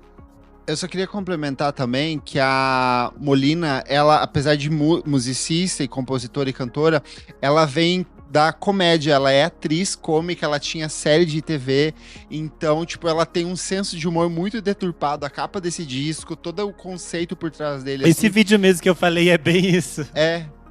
Tem uma música do disco que ela discute a partilha de herança com as duas irmãs dela, e é divertidíssimo, assim. Então esse disco é um absurdo. Juana Molina Doga. E aí, eu tô muito latino, eu tô mais latina que o Renan, assim, nos últimos dias. Espaço. E aí eu trouxe aqui 2 discos chilenos que eu estou obcecado. O primeiro é o da Javiera Electra, Elíade. A Javiera é uma cantora e compositora chilena que funde a música folclórica andina, rock e art pop. E ela lançou o primeiro álbum de estúdio da carreira dela. É um disco altamente teatral, queer, ela celebra a identidade queer dela, lembra muito a Cato. Você sabe que as referências dela são claramente a Anony no comecinho de carreira ali, tem uma teatralidade, uma interpretação, uma coisa muito foda. É um disco que é de art pop, de rock, de música eletrônica. Renan, você vai amar esse disco, esse disco é 100% você, a estética é lindíssima. Mas o disco que mais mexeu comigo é do Todos Mis Amigos Estão Tristes, é o disco que se chama Carne. Ela é uma banda de Temuco, no Chile, e eles lançaram esse disco que pra mim tem uma das melhores guitarras que eu vi esse ano. É um disco de noise pop, de shoegaze. É o loop de loop chileno, só que menos punk, menos anárquico, com mais acabamento. Nick, você vai pirar nesse disco, assim. A música de abertura, Isadora também, a música de abertura, eles dão uma paulada, assim, no ouvinte com a guitarra. Eu queria muito que a Balaclava Records meio que abraçasse essa nova onda chilena. Inclusive, já adianto que para 2026 eu tô preparando um programa sobre a nova onda da música chilena para introduzir os nossos ouvintes. Tudo. Com várias dicas, com várias subcenas ali dentro. Achei absurda, a capa absurda, é muito, muito bom. E aí, seguindo nos discos, Oneotrix Point Never com Tranquilizer. E aí? O que você achou? Absurdo. Achei que você ia gostar pra mesmo, esse todo mundo disco, falando. Para esse disco, ele foi atrás de CDs de efeitos sonoros da década de 1990 que ele encontrou no Internet Archives. Ele já havia feito algo muito parecido com o Replica, lá de 2011, onde ele pegou samples de DVDs de comerciais dos anos 80. Aqui ele avança uma década, mas assim, é muito bom. Um disco de música ambiente com textura, com camadas, com rupturas. Às vezes uma música tem, sei lá, 5, 6 fragmentações ali que levam para direções muito diferentes. Ele vinha de uma abordagem trabalhando com o The Weeknd nos últimos anos, e aí ele volta para esse trabalho mega experimental com muita profundidade no que ele apresenta aqui. Skrillex lançou um novo EP, ele que é uma das atrações do Lollapalooza Brasil. Ele lançou um dos melhores discos pra mim do primeiro semestre, que é o Fuck You Skrillex, You Think You Are Andy Warhol But You Are Not. E aí ele lançou agora Hit Me Where It Hurts, com um X no final ali. É um EPzinho que mostra o lado mais pista dele. Tem colaboração com Dylan Brady do 100 Gex. E o título do EP e da faixa título é da música da Caroline Polachek, então tem as vozes dela ali. Ele tá numa fase muito boa na carreira, eu acho que esse EP sintetiza muito isso. E aí, pra fechar nos discos, o belga com o último ensaio sobre seus olhos. Ele é um rapper, compositor e produtor original de Uberlândia, em Minas Gerais, e ele lança esse disco pelo selo Risco. É um álbum de rap, mas que transcende o gênero, tem muito elemento de R&B, de funk, de música eletrônica, de pop, e tem participações de Ana Frango Elétrico, Joca, Dada Joãozinho, Gabi Ferreira, Pilo, VND, Linguini, assim, é um absurdo esse trabalho, assim, então recomendo muito. E aí, indo pros singles rapidinho, Lolina, que é uma das identidades da artista que também é conhecida como Inga Copeland, ela lançou uma faixa que se chama GG, e ela é muito boa por si só, lembra muitas coisas da Tears e do Smurfs, mas se destaca principalmente pelos 2 remixes. Um é assinado pelo New York, que é uma dupla britânica que eu não conhecia e que eu fiquei muito encantado. Isa e Renan vão adorar. E um remix da Arca, que é mais experimental, assim, mais atmosférico. As 3 versões, assim, são absurdas. Cidade Dormitório, que também é uma das atrações do Lollapalooza Brasil 2026.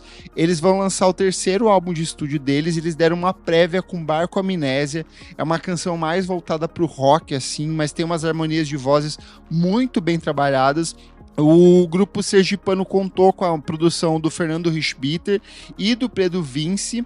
O trabalho deve sair pelo Matraca Records, que é o selo que a gente gosta bastante aqui, e é o primeiro álbum de estúdio deles desde Ruína ou Começo Me Distrai, lá de 2022. Para mim, reestruturou muito o som deles, eu senti uma complexidade muito maior, um aprofundamento temático, lírico, instrumental, então criei boas expectativas para esse álbum que deve sair no primeiro semestre do próximo ano. E para fechar aqui nos singles, Daniel Harley com Crystallize My Tears, parceria dele com a OK Low e o Manic. E aí? Cara, muito bom, amiga, você vai adorar. Ela foi a canção escolhida para anunciar o primeiro álbum de estúdio dele, que é o Cerulean. Ele já tinha umas mixtapes, uns outros trabalhos mais com identidades paralelas aqui. Ele já havia lançado 2 músicas, uma com a Caroline Polachek e outra com a Pink Panthers, que a gente recomendou aqui. O disco ainda vai ter música com a Clairo e com a Julia Mitchells.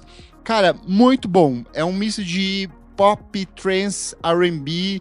Parece em alguns momentos as coisas do Disclosure lá em comecinho de carreira. Ai, que delícia. Mas preservando muito a identidade do Daniel Harley. A hora que entra o vocalzão R&B do Manic ali, assim, é um absurdo, assim, gostei demais. A capa do disco é linda. Então, linda. fiquei bem linda. encantado por esse material, ansioso.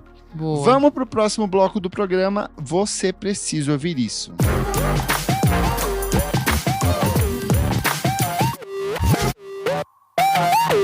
In Walmart's Hunuville, everyone ready their cart. Amazing Black Friday deals are about to start. Online and in the app, such great deals to explore. Everything you love from tech, toys, and more. The days to save and the ones to remember. It's only the 25th to the 30th of November.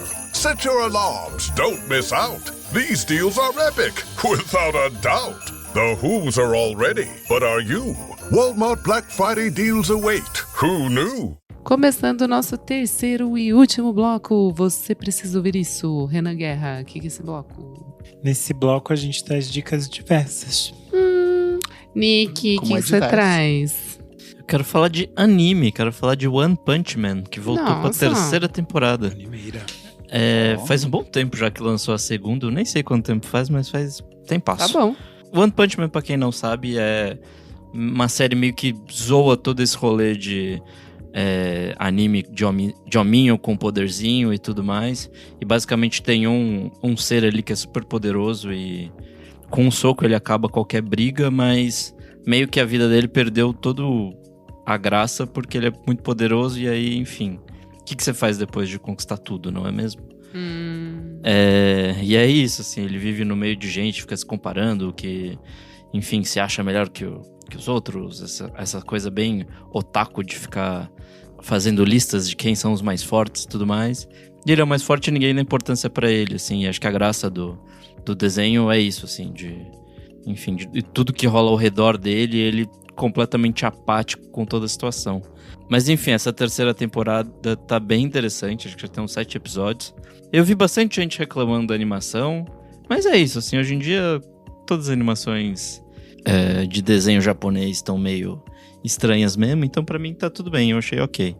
Dá pra você assistir na Netflix com tradução em português, com a dublagem em português, que é bem boa, ou na Crunchyroll. Boa. Renan Guerro. Bom, eu assisti no Mix Brasil, talvez um dos filmes mais bonitos do ano. E que ele Eita. estreia no dia de hoje, 27 de novembro, que é o dia que este podcast está entrando ao ar. Se chama A Natureza das Coisas Invisíveis. É da diretora brasiliense Rafaela Camelo. É o filme de estreia dela. Eu acho que a gente está num momento muito absurdo do cinema brasileiro, de muitas coisas boas, de muitas histórias diferentes, de histórias interessantes e diversas, com outras narrativas. Então, toda vez que alguém fala, porque o cinema brasileiro só fala disso ou daquilo, hoje em dia você pode, assim, listar 10 filmes só do último mês que tem coisas diferentes. No caso de A Natureza das Coisas Invisíveis, ele conta a história da Glória. Ela tem 10 anos e ela acaba ficando durante as férias escolares dentro do hospital que a mãe dela trabalha. Então, geralmente, a mãe dela tá trabalhando, ela acaba tendo que ficar ali no hospital. Nesse dia a dia, primeiro ela começa a lidar com a própria questão da morte e da finitude da vida. E ali ela conhece uma menina, que é a Sofia, que a avó dela sofreu um acidente e tá no hospital. E aí, por causa disso, as duas acabam virando amigas. Só que aí é um filme que acaba meio que unindo tanto as meninas quanto as mães dela e outras mulheres que vão aparecendo durante o filme. O filme tem a Camila Márdila, que é de Que Horas Ela Volta. E as duas meninas protagonistas, a Laura Brandão e a Serena, foram premiadas com o prêmio de atuação no Mix Brasil. E é, tipo assim, merecidíssimo, porque são duas crianças maravilhosas. E a partir daí o filme vai ganhar outros caminhos que a gente vai discutir a perspectiva de envelhecimento feminino na nossa sociedade, da condição conjunta de mulheres criando apoios umas para as outras, identidade de gênero dentro dessas perspectivas. Só que tudo isso é a partir de uma narrativa assim muito leve, delicada e muito, muito bonita. E o filme, se eu tinha dito anteriormente que O Último Azul tinha o melhor uso de uma música da Maria Bethânia no cinema recentemente, esse filme tem o melhor uso de uma música do Milton Nascimento no cinema recentemente, gente. A hora que começou, eu não vou contar qual música é, porque eu acho que a cena é muito bonita. E no momento que a música começa a tocar, eu só fiquei aos prantos de vez. Mas enfim, é um momento muito especial quando elas usam o Milton Nascimento na trilha. Enfim, é um filme super, super bonito. E é muito interessante que o filme está chegando esse final de semana dentro do projeto Sessão Vitrine Petrobras. Então ele tem uma distribuição um pouco maior, com preços mais em conta. E, além disso, aquela coisa que a gente fala toda vez aqui. Tentem assistir na primeira semana, isso ajuda muito. É basicamente um filme dirigido por uma mulher, protagonizado por mulheres, falando sobre histórias de mulheres. A gente precisa que esse tipo de filme tenha uma vida um pouco mais longa no cinema. Então acho que é importante, faz a sua dobradinha, assiste aí. Se não viu Agente Secreto, vai assistir Agente Secreto, aproveita, esse é curtinho, dá tempo, assiste também. Então, A Natureza das Coisas Invisíveis, Rafaela Camelo, nos cinemas a partir de hoje. Eu só acho muito legal que esse ano faz 30 anos da retomada do cinema brasileiro, né? Os 30 anos de Carlota Joaquina. E a jornada que é pra gente restabelecer o cinema nacional, 30 anos, vários processos. Teve o governo Bolsonaro que mais uma vez quase matou o cinema brasileiro de novo, e agora a gente volta. O que você mais trouxe esse ano foram filmões, assim, coisa muito boa brasileira. Sim, e é meio maluco pensar, tipo, tem muita coisa legal que eu assisti esse ano em festivais que ainda vão estrear, assim. Vão sair. Então a gente tá num momento muito bom. Eu espero que as pessoas aproveitem esse buzz, esse ânimo que elas estão e continuem indo ao cinema ver filmes brasileiros. Eu tô louco pra ver aquele que você falou das mulheres de Santa Catarina lá. Ai, eu acho que você vai arrasar quando estrear. Tô doido porque ele estreia logo. Vamos lá, Kleber Fak. Nós perdemos uma das vozes mais importantes da música brasileira, que é o Jardim Macalé, poeta, cantor, compositor, uma das vozes que mais bateu de frente contra o regime militar, organizou eventos ao vivo para mobilizar contra a ditadura, foi perseguido, era um dos personagens malditos da nossa música, teve canções regravadas por gente muito foda, trabalhou com Gal, trabalhou com Caetano Veloso ali na época do Transa, é um cara que ficou durante anos meio que à margem e aos poucos foi sendo redescoberto. E aí, assim, eu não acho que os discos mais conceituados do Jardim Macalé são os melhores pra você começar, principalmente pro público que a gente tá ouvindo aqui. E aí eu trouxe aqui 3 discos que eu acho que são caminhos mais fáceis pra mergulhar na obra do Jardim Macalé, e são justamente os últimos álbuns que ele lançou. Recomendar o Besta Fera, de 2019, é um trabalho absurdo, com uma voz absurda, com uma interpretação teatral dele absurda. Tem participações do Tim Bernardes, da Jussara Marçal e do Rômulo Frois, que era o diretor criativo dele na época. Em 2021, ele lança Síntese do Lance com o João Donato, que também já nos deixou. E em 2023, ele lançou um disco que eu amo, que é o Coração Bifurcado, e é um álbum que tem ninguém menos do que Maria Bethânia, Nausete e Guilherme Held ali junto com ele. Então, assim, é um artista que foi muito ativo na década de 70, teve um hiato, um quase apagamento em algum momento da nossa história, foi voltando nos anos 2000, voltou nos anos 10 e que encerrou sua carreira de um jeito muito lindo com essa sequência de discos que eu recomendo pra vocês. E as fotos do Coração Bifurcado são tão lindas. O dia que ele faleceu, as pessoas usando, eu ficava assim, ai. E as sínteses do Lance também são lindas. Eles peladinhos. Enfim, peladinhos, a Tulipa Ruiz fez uns posts lembrando dele, do João Donato, e aí eu tava chorando de novo. Que tipo, a gente fica triste que essas pessoas estão indo, mas eu fico feliz de ver que elas viveram vidas muito ricas e deixaram coisas, assim, muito bonitas. Eu fico muito feliz quando eu vejo eles indo embora, mas, assim, trabalhando até o último momento com aquilo que eles amam, felizes com aquilo que eles estão fazendo, assim. E a gente teve o privilégio de ver no Koala a apresentação deles, assim. Fica um show pra memória aqui. Sim. E aí, pra fechar, hoje, na data de gravação deste programa, o meu site completa 15 anos. E eu estou muito feliz, estou me sentindo muito orgulhoso. Filha, onde você vai? Vai Pode ter baile não de 15? sobrar um lugar vai pro ter o seu debut pai. dela, amor. Vai ter o debut. Ela tá de saltinho. São mais de 4.500... São mais de 4.500 textos de crítica, mais de 200 listas, mais de 2.000 posts sobre músicas e singles. Eu tô muito feliz com tudo isso. Deu dinheiro? Não diretamente, mas paralelamente deu. Foi o que me abriu portas para trabalhar em várias outras coisas, para estar aqui com vocês também.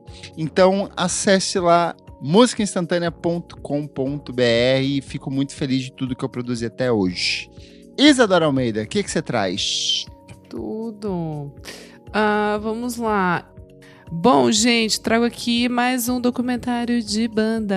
Dessa vez é o documentário Devo, que tá na Netflix, e conta a história da icônica banda Devo. Eu não sabia nada da história deles, tipo, real. Eu acho que eu só conhecia Whip It e That's Good mesmo, assim, tipo, e os clipes icônicos da MTV e tal. Mas, nossa, tem toda uma vibe de tipo, né, assim, a teoria, né, de Devo, de meio que uma devolução, né, de tipo que a gente estaria regredindo e tal. Essas brisas eu já sabia, né, assim, tipo, aprendi na MTV sobre Devo quando eu trabalhava lá, mas assim, nunca tinha ido além. Eu achei interessante o documentário porque, primeiro, eles só existem, assim, tipo, como uma banda tipo de art rock que realmente conseguiu quebrar alguns paradigmas por causa dos clipes, assim, tipo, então eles devem muito à MTV, porque foi como o grande público conheceu eles. Depois tem a história que eles foram meio quicados da MTV também, porque eles começaram a fazer clipes mais, vamos colocar assim, malucos, entre aspas.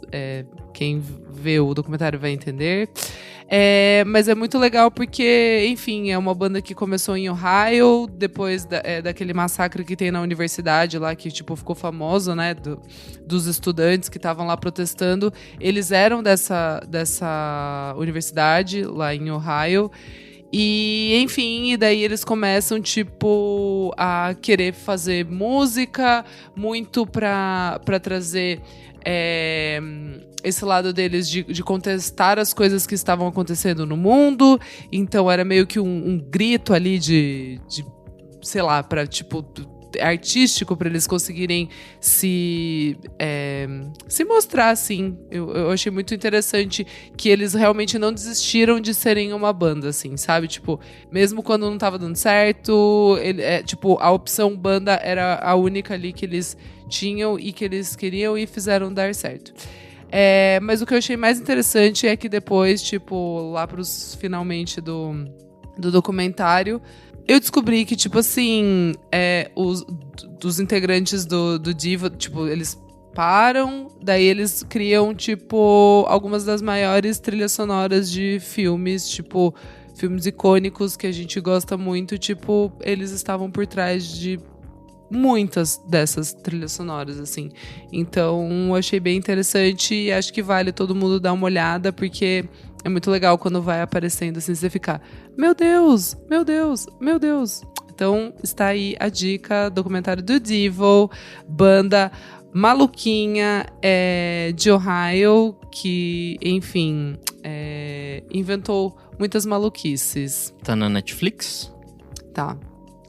Esse filme foi o filme de abertura no passado do Inédito no Brasil. Uhum. As sessões foram Então é super possível. concorridas. Sim. A gente não conseguiu assistir, eu fiquei muito curioso, então agora eu vou poder vê-lo. Sim, e quem dirigiu foi o Chris Smith. Ele fez várias coisas legais, assim, tipo, ele fez aquele documentário do Wham, que eu trouxe aqui. O do Robert Downey Jr., Robert Downey Sr., que eu trouxe aqui também pra vocês recentemente. Então, Ele é vale diretor a de uns pena do ver. Fire Festival, não é? Do Fire Festival? Pode ser Acho também. que ele é o dirigiu- diretor da versão da Netflix, que tem Tá. Tem dois, Tem a né? do Prime também. Ah, pode crer. Tá aqui, ó. Fire Festival. Aham, sim, também. Muito bom, muito bom.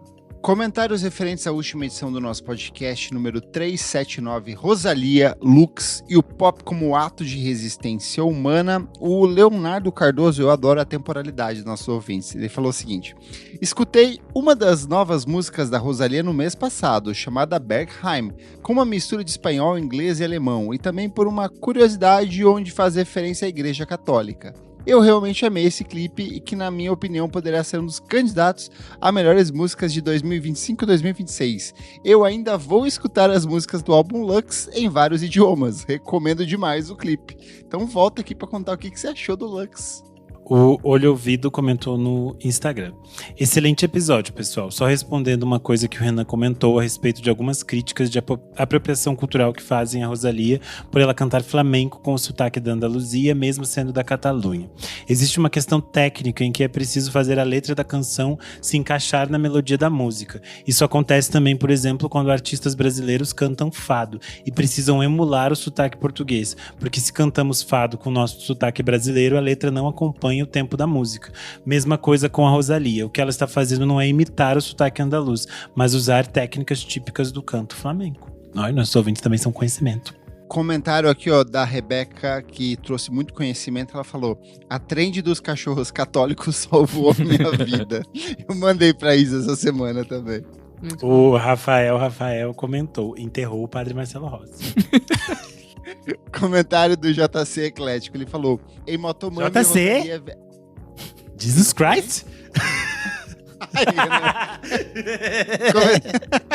ele falou assim: em Motomami, Rosalía era vida louca. Agora ela se batizou na Igreja Católica e fala em línguas.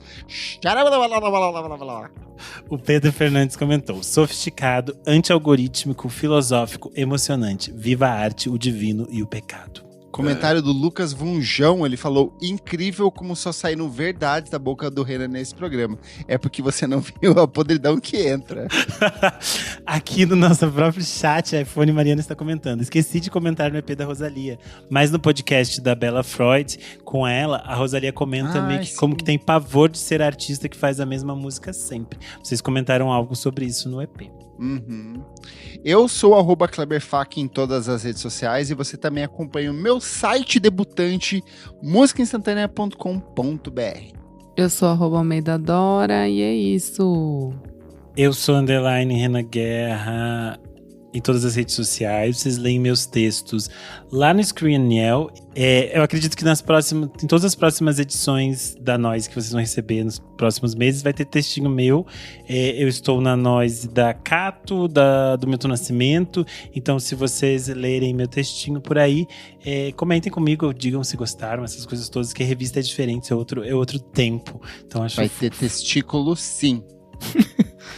Eu sou Nick Silva nas redes sociais, você lê minhas paradas lá na miolo.fm. paradas. Paradeira. Não esqueça de seguir a gente nas nossas redes sociais, @podcastvfsm em tudo. Siga a gente na sua plataforma de streaming favorita. E se puder, seja um de nossos maravilhosos apoiadores por apenas R$5 por mês. Você tem acesso a esse e outros programas lançados com muita antecedência. Participa do nosso grupo fechado para apoiadores.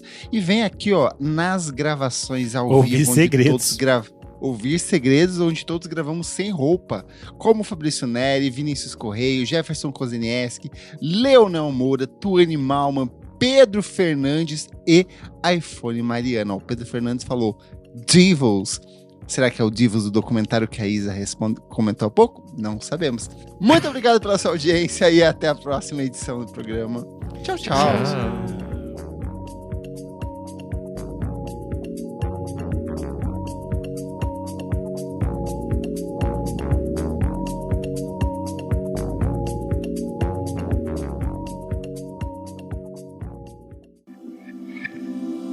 Esse podcast foi editado por Nick Silva. Hey, Ryan Reynolds here, wishing you a very happy half-off holiday, because right now Mint Mobile is offering you the gift of 50% off unlimited. To be clear, that's half price, not half the service. And Mint is still premium unlimited wireless for a great price. So, that means a half day, yeah? Give it a try at mintmobile.com/switch. Upfront payment of $45 for 3-month plan, equivalent to $15 per month required. New customer offer for first 3 months only. Speed slow after 35 gigabytes if network's busy. Taxes and fees extra. See mintmobile.com.